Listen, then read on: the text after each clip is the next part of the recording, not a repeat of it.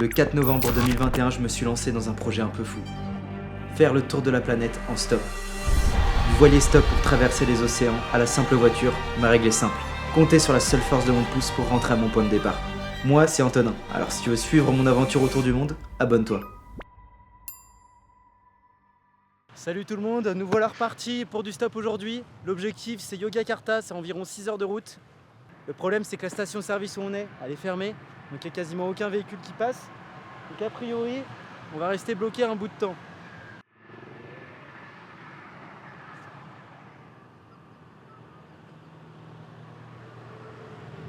Ça fait une petite heure qu'on est là. Voilà. Tu peux nous dire que la voiture derrière là va sûrement nous prendre? Je sais pas, on est en train de se demander s'il fait pas de la place pour nous. C'est peut-être un peu illusoire, mais on se raccroche à ce qu'on peut. Ce qu'on appelle l'espoir finalement. Je vous parie un kebab qui nous prend parce qu'il fait de la place dans son coffre. En général, quand ils font de la place dans le coffre 20 mètres avant qu'on arrive, c'est très bon signe. C'est que là, il avait des trucs sur le siège passager. Et on est justement pris par ceux dont on parlait. C'était d'ailleurs fou parce qu'ils ont fait un énorme détour pour nous aider.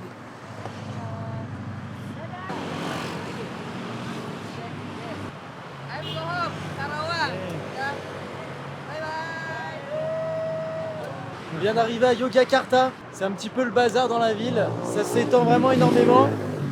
On va essayer de se trouver un petit hostel. On était dans une voiture, ils étaient tellement mignons, ils nous ont... Ils ont fait un détour d'une heure et demie au moins pour nous emmener à Yogyakarta. Malgré le fait qu'on ait dit, on a insisté pour pas qu'ils le fassent.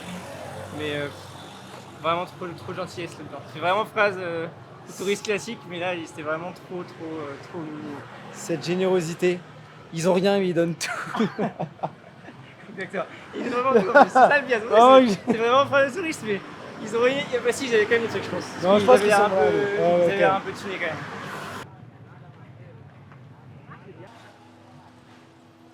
Nous voilà dans le centre de Yogyakarta. Pour tout vous dire, c'est pas forcément fou comme ville. Il n'y a pas vraiment de centre-ville, de jolies petites places ou marché. On va pas traîner dans le coin. Ce qui est vraiment intéressant au niveau de Yogyakarta, c'est ce qu'il y a autour. Et donc c'est deux temples, c'est Borobudur et Prambanan. On en a profité pour se balader quand même un peu dans le centre, avant d'aller rejoindre notre hôtel. Demain on se lève bientôt, on va arriver à Borobudur au lever du soleil.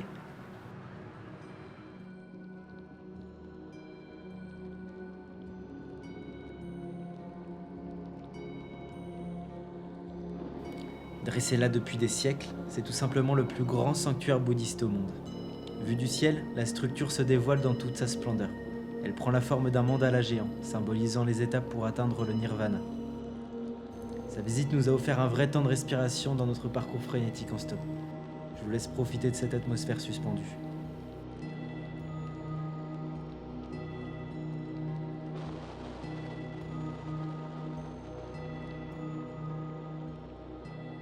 Donc on est arrivé au temple de Borobudur, qui est vraiment magnifique. Je vais laisser Mathis vous en parler un petit peu, parce que historiquement il y a plein de choses très intéressantes.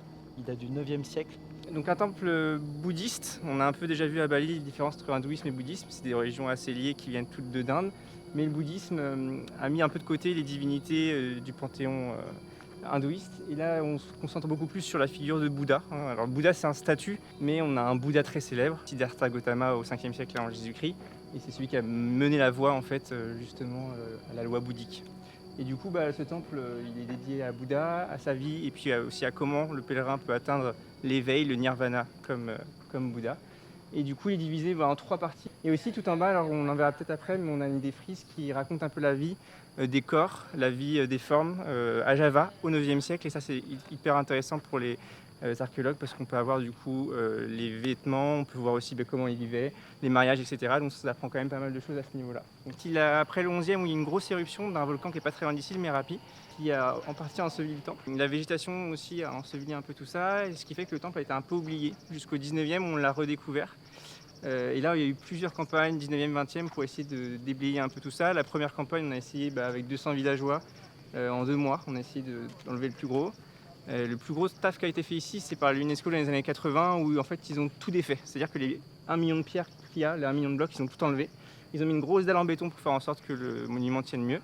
Et ils ont tout remis après à sa place comme ça devait être justement à l'époque. À ma connaissance, il n'y a que 3 temples et 3 monuments autour du monde où il y a eu des aussi gros chantiers. Donc c'est celui-ci, Borobudur, Philae en Égypte, c'est un temple aussi égyptien, et Chichén Itzá au Mexique, qui est assez connu parce que c'est une des 7 merveilles du monde. Donc voilà, on connaît très bien, c'est pour ça aussi qu'on connaît très bien ce temple-là. Et puis on pourra voir aussi des têtes de Bouddha coupées. Ça, c'est du coup les autorités musulmanes qui, dans un souci de non-pluralisme des religions, alors je ne sais plus trop quand, je crois que c'est 18 ou 19e siècle, ont coupé quelques têtes de Bouddha après la redécouverte du temple. Mais il nous en reste quand même pas mal, et je crois qu'il y a plus de 500 statues tout autour du temple, donc c'est quand même quelque chose d'assez colossal, quoi.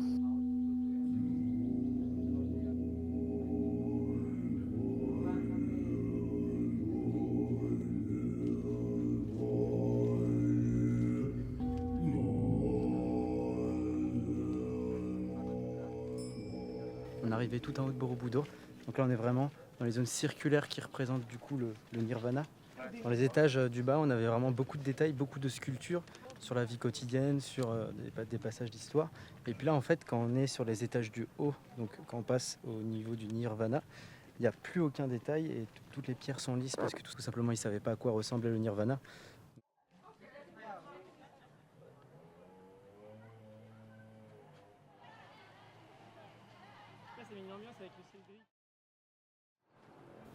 Nous voilà maintenant à Prambanan, à seulement 1 heure de route de Borobudur. C'est à la même période que ce temple a été construit, et pourtant c'est un temple hindouiste. Comme si une sorte de rivalité était présente entre ces deux religions.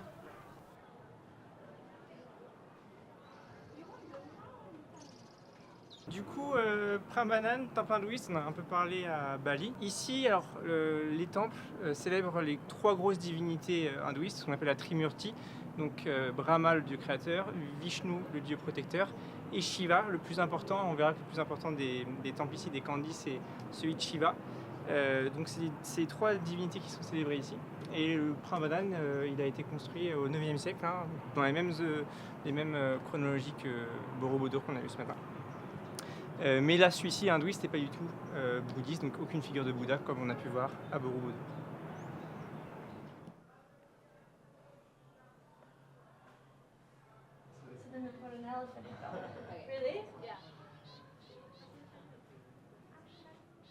Vas-y, montre-nous tes fesses.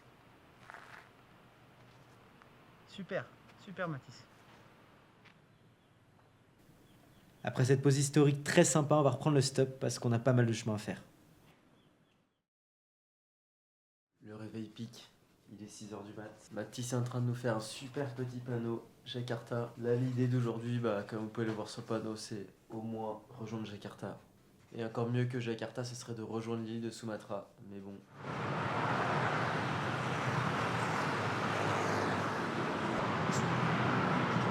Let's go, Yes. Voilà. Thank you.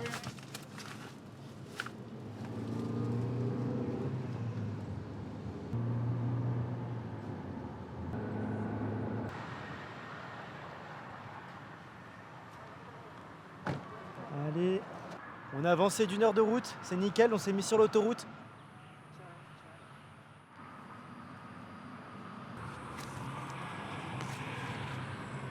Bon, on est toujours au même endroit que tout à l'heure. La seule différence, c'est qu'il y a un agent de sécurité qui est venu nous voir et qui nous a dit cassez-vous.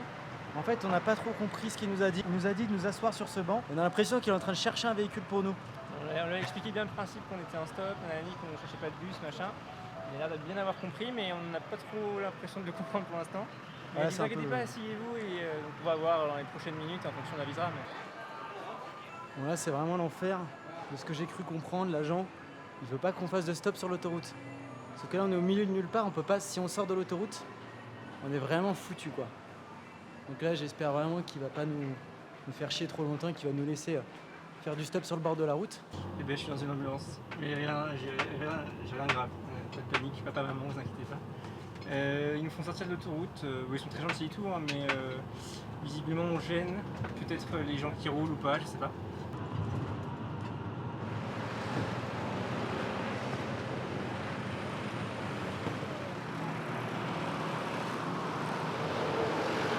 It's a video. Yeah. Bon bah voilà le camion qui nous a pris, qui nous sort de cette situation. Avec ce camion, on va pouvoir s'approcher de la ville de Semarang. Et de Semarang, on va pouvoir trouver une solution pour rejoindre l'autoroute à nouveau. Écoutez, il est bientôt 17h. Le soleil va se coucher, on n'a toujours pas trouvé de véhicule. Parfois un stop, ça marche pas du tout. Là aujourd'hui c'est une journée de merde, ça marche pas. Y a rien qui marche. À cab. C'est à cause des flics encore, on en est là. Putain, mais la sécurité. Je vais perdre 10 000 abonnés à cause de toi. M'en fous, c'est la vérité. Faut les choses en mais face. mec, c'est les flics d'Indonésie là. Ouais, mais à cab, hein. All cops, hein. C'est pas all cops of friends, hein. C'est all cops. Hein.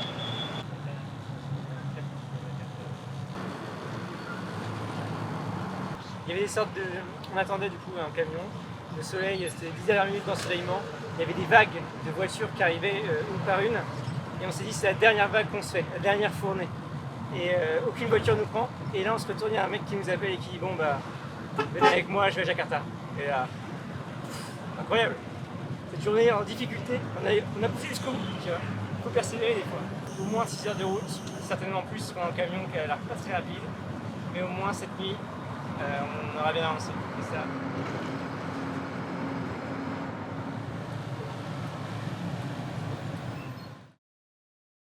Bonjour tout le monde, bon on est toujours avec le même camion qu'hier soir. On pensait qu'il y avait 6 heures de route, en fin de compte il y aura plutôt 18 heures de route. Bon il n'y a pas de souci, hein, c'est comme ça. Donc là on se réveille, on a dormi tous les trois dans la cabine. Là vous voyez ce matin je me suis acheté un petit café, ici le café il le sert dans des petites pochettes plastique. Alors là j'en fous de partout c'est sûr. Et comment mettre la pochette dans le... Alors, attends. C'est sûr que ça va être la merde là. En plus grâce à cette méthode vous allez avoir un bon petit goût de plastique fondu et ça c'est délicieux. Tout le monde adore le goût de plastique fondu.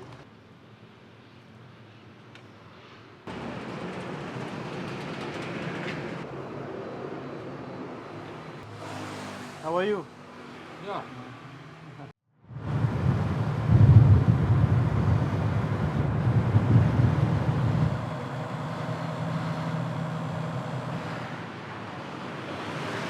Ça va se transformer sur du 25h, 26h je pense. Et encore, pour l'instant, parce que là il n'y a pas encore de problème, mais à tout moment il y a un pneu qui crève et on reste 5 jours avec lui. Petite pause noix de coco, et puis c'est reparti.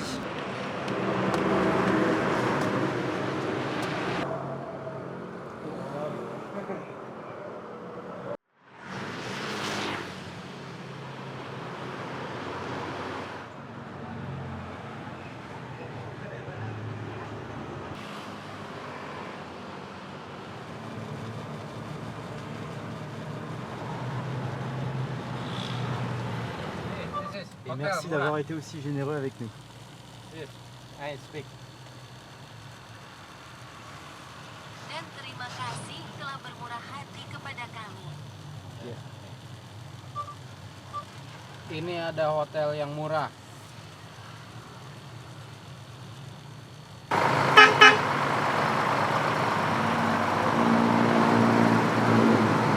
Je peux vous dire une chose, c'est qu'avec Mathis, on est défoncé par la fatigue. Les 31 heures de trajet, en fait, mentalement, elles étaient dures parce que théoriquement, on était censé faire que 5h30 de route.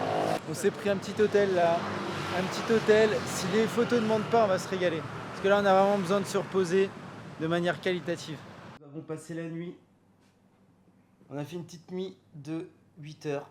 Ça nous a fait du bien là. Du coup, oui, on va pas visiter Jakarta, on continue direct jusque Sumatra. Pour la Sumatra, ça devrait se faire rapidement. Théoriquement, 2 heures, 1h30 de route. Mais ça, c'est quand on regarde Google Maps. Du coup, en théorie, ça peut être 15 heures pour faire 2 heures de route, vu ce qu'on vient de vivre avant.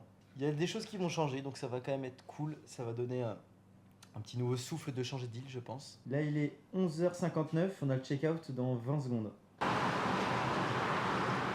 Nous voilà sur une petite station-service, donc espérons qu'on parte rapidement, avant que quelqu'un de la sécurité nous dégage. À chaque fois qu'on a été sur des stations-service sur l'autoroute, on se faisait dégager. Donc là, l'objectif, c'est de ne pas se faire dégager. Une vingtaine de minutes, on a trouvé un camion, 1 heure de route pour rejoindre le ferry, ensuite on trouve un autre véhicule.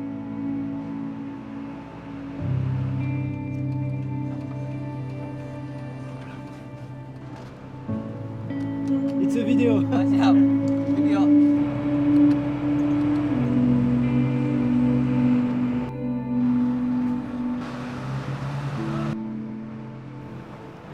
À ce moment sur le bateau, alors qu'on était censé lâcher notre conducteur, il nous a proposé de nous faire traverser toute l'île de Sumatra. Alors on se retrouve dans le prochain épisode pour 7 jours assez drôles avec notre conducteur.